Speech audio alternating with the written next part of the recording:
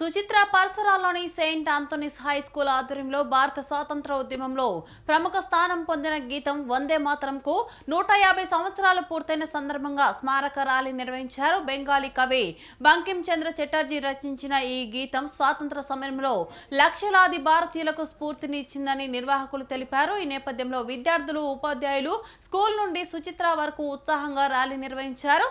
ఈ ర్యాలీ సందర్భంగా విద్యార్థులు దేశభక్తి నినాదాలతో వాతావరణాన్ని మోగించారు. ఈ సందర్భంగా చైర్మన్ ఎన్పి సుందర్ రాజు మాట్లాడుతూ ఈ కార్యక్రమం విద్యార్థుల్లో జాతీయ గౌరవ భావన పెంపొందించడమే కాకుండా స్వాతంత్ర ఉద్యమ చరిత్రను